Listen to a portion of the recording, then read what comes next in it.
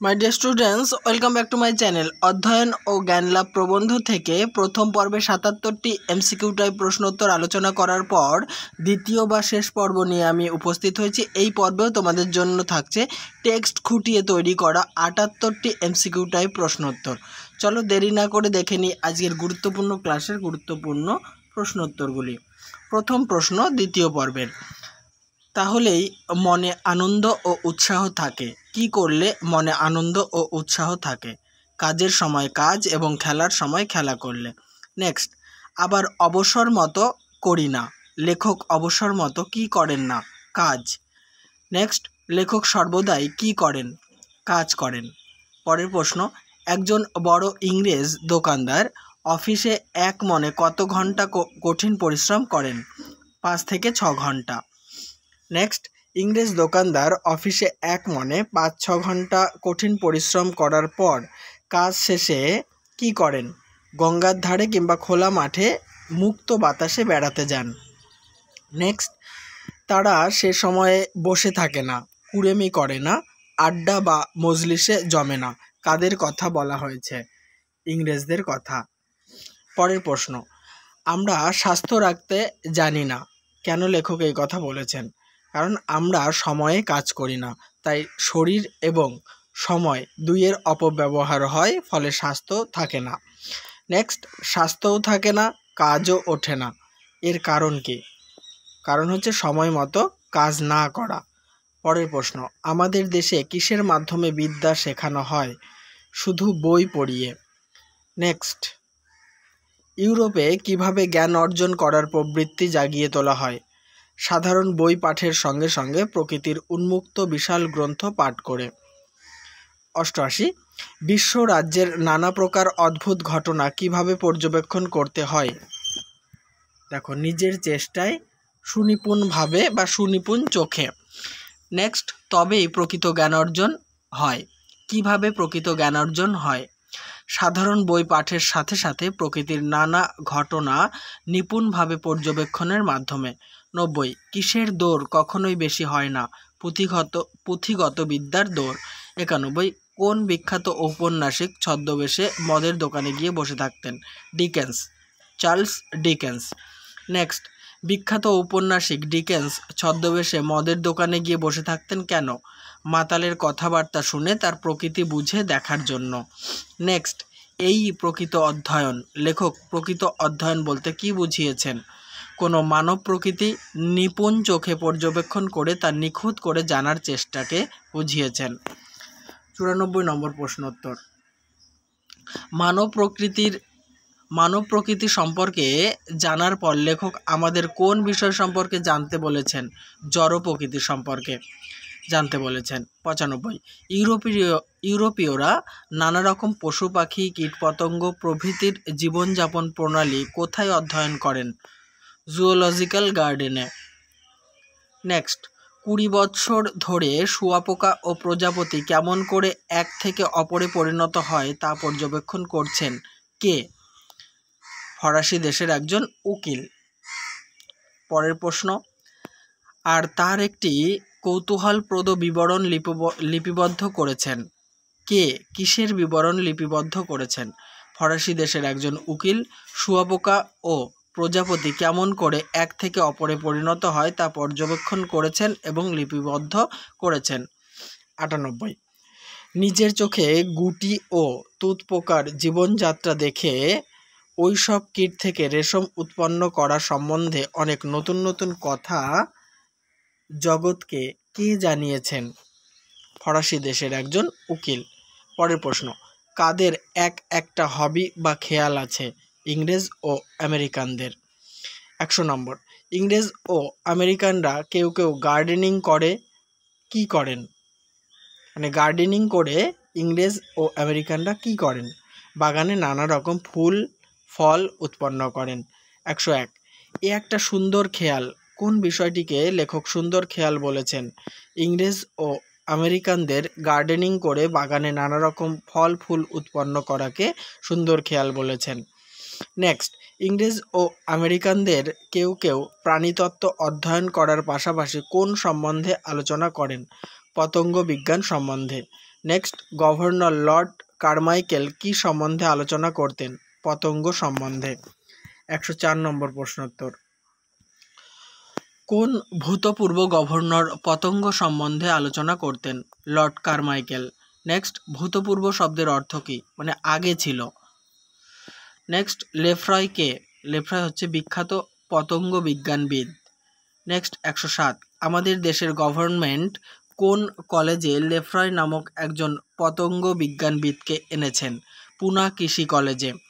Next, তিনি কোন কোন পতঙ্গ শস্য নষ্ট করে সে সম্বন্ধে আলোচনা করছেন? কে আলোচনা করছেন? লেফ্রয় নামক একজন পতঙ্গ বিজ্ঞানবিদ। পরের প্রশ্ন, ইনি তাদেরই জীবনচরিত আলোচনা করছেন। ইনি কে? পতঙ্গ বিজ্ঞানবিদ লেফ্রয়। 110 নম্বর প্রশ্নোত্তর, দেখো, ইনি তাদেরই জীবনচরিত আলোচনা করছেন। পতঙ্গ বিজ্ঞানবিদ লেফ্রয় কাদের জীবনচরিত আলোচনা করছেন? পঙ্গপাল ছাড়াও আরও যে সমস্ত পতঙ্গ ফসলের ক্ষতি করে তাদের জীবন নিয়ে আলোচনা করছেন। পরের প্রশ্ন, আর কিসে তাদের নষ্ট করে শস্য বাঁচানো যায় তার উপায় আবিষ্কার করবার চেষ্টা করছেন? লেফ্রয় কাদের নষ্ট করে শস্য বাঁচানোর চেষ্টা করছেন? পঙ্গপাল ছাড়াও আরও যে সমস্ত পতঙ্গ ফসলের ক্ষতি করে তাদের। নেক্সট, এই সমস্ত ব্যাপারে আলোচনা ও অধ্যয়ন আমাদের কোন বিষয়ে সাহায্য করে? ব্যবসা ও ধনাগমের বিষয়ে সাহায্য করে। 113, তারা কি করে তুঁতপোকাকে রোগের হাত থেকে রক্ষা করে বর্ধিত করতে হয় তা জানেন না। কারা জানেন না? যারা পতঙ্গ বিজ্ঞান অধ্যয়ন করেছেন। প্রশ্নটা আবার বলছি, তারা কি করে তুঁতপোকাকে রোগের হাত থেকে রক্ষা করে বর্ধিত করতে হয় তা জানেন। কারা জানেন? যারা পতঙ্গ বিজ্ঞান অধ্যয়ন করেছেন। নেক্সট, গুটি পোকার রোগ হলে তা থেকে ভালো কি হয় না? রেশম হয় না। পরের প্রশ্ন, কোথায় ডিজিজ অফ সিল্ক ওয়ার্ম অর্থাৎ গুটি পোকার রোগ সম্বন্ধে পুস্তক প্রকাশিত হয়েছে? ফ্রান্সে। নেক্সট, সেই বই পড়ে যারা রেশমের চাষ করেন গুটি পোকাকে বর্ধিত করবার নানা রকম উপায় জানতে পেরেছেন। কোন বইয়ের কথা বলা হয়েছে? গুটি পোকার রোগ সম্বন্ধে প্রকাশিত ফ্রান্সের পুস্তক সম্পর্কে বলা হয়েছে। পরের প্রশ্ন, সেই বই পড়ে যারা রেশমের চাষ করেন গুটি পোকাকে বর্ধিত করার নানা রকম উপায় জানতে পেরেছেন, এতে তাদের কি লাভ হয়েছে? তারা খুব লাভবান হয়েছেন। নেক্সট প্রশ্ন, সেখানে রেশমের চাষ দিন দিন উঠে যাচ্ছে। কোথায়? মুর্শিদাবাদ ও বহরমপুর। নেক্সট, মুর্শিদাবাদ ও বহরমপুরের রেশমের চাষ উঠে যাওয়ার কারণ কি? উত্তরটি দেখে নেব আমরা ওই কাজে অজ্ঞ চাষিদের হাতে ফেলে রেখেছি। মানে ওই কাজ আমরা অজ্ঞ চাষিদের হাতে ফেলে রেখেছি যাদের গুটি পোকা সম্বন্ধে খুব বেশি জ্ঞান নেই। নেক্সট, লেখক প্রফুল্লচন্দ্র রায় কোন স্কুলে পড়তেন? অ্যালবার্ট স্কুলে। 121, অ্যালবার্ট স্কুলে প্রতি শনিবার কার বক্তৃতা হতো? কেশব সেন অর্থাৎ কেশবচন্দ্র সেনের বক্তৃতা হতো। পরের প্রশ্ন, বাঙালির ছেলের লেখাপড়া শেখা যেন বালিশের খোলে তুলো পুড়ে দেওয়া, কেবল ঠাসা আর গাদা। উক্তিটির বক্তাকে? কেশব সেন। নেক্সট, তিনি এক সময় বলেছিলেন। কে বলেছিলেন? কেশব সেন। তার উপরে অভিভাবক সর্বনাশ করছেন। অভিভাবক কাদের সর্বনাশ করছেন? নিজের সন্তানদের। পরের প্রশ্ন, 125, স্কুলের ছুটি হলেই মাস্টার বাবুকে ছেলের পিছনে লেলিয়ে দেবেন। কারা লেলিয়ে দেন? অভিভাবকগণ। 126, স্কুলের ছুটি হলেই মাস্টার বাবুকে ছেলের পিছনে লেলিয়ে দেবেন। অভিভাবকগণ ছেলেদের পিছনে মাস্টারবাবুকে লেলিয়ে দেন কেন? তাদের ছেলেদের বিদ্যে শেখাবার জন্য বা শেখার জন্য। নেক্সট, আলোচ্য প্রবন্ধে কাদের মার্ডারার অফ বয়েজ বা বালকহন্তা বলা হয়েছে? অভিভাবকদের। নেক্সট, স্কুল ছুটির পর শিক্ষার্থীদের অন্তত ক ঘন্টা খেলা উচিত? 2 বা 2.5 ঘন্টা। 128, সে সময়টা খোলা মাঠে ছোট, দৌড়াও, লাফাও, নদীতে নৌকা বাও, কোন সময়ের কথা বলা হয়েছে? স্কুল ছুটির পর 2-2.5 ঘন্টার কথা বলা হয়েছে। পরের প্রশ্ন, তবে তো স্বাস্থ্য থাকবে, মনে প্রফুল্লতা আসবে। কি করলে মনে প্রফুল্লতা আসবে? স্কুল ছুটির পর শিক্ষার্থীরা যদি 2-2.5 ঘন্টা সময় খেলাধুলা করে।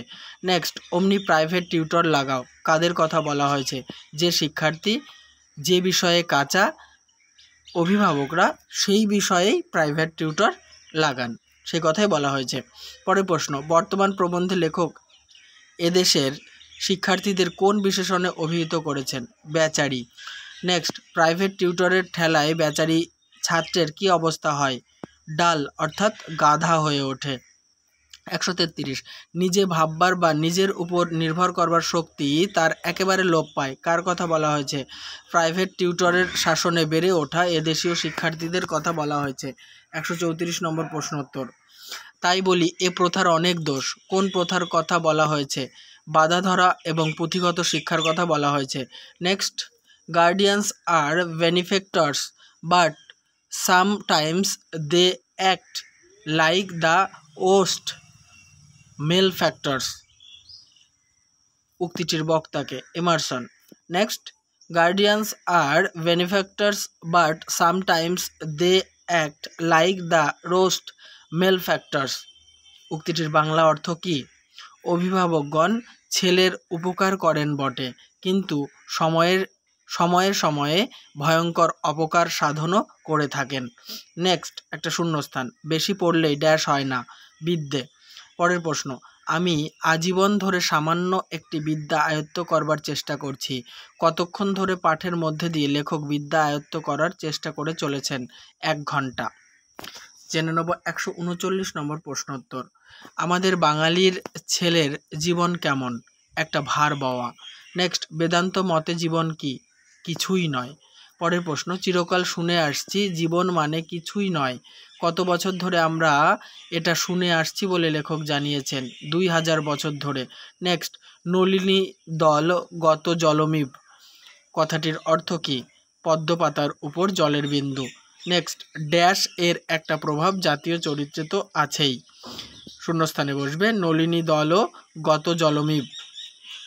নেক্সট, আমরা সকলেই খানিকটা স্বীকার করে নিই। কি স্বীকার করি?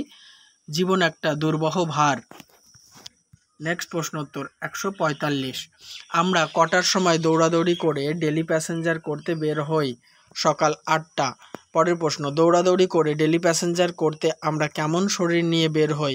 ম্যালেরিয়া জীর্ণ শরীর নিয়ে। পরের শূন্যস্থান, ড্যাশ জীবিকা অর্জনের জন্য শহরের দিকে ছুটোছুটি করা?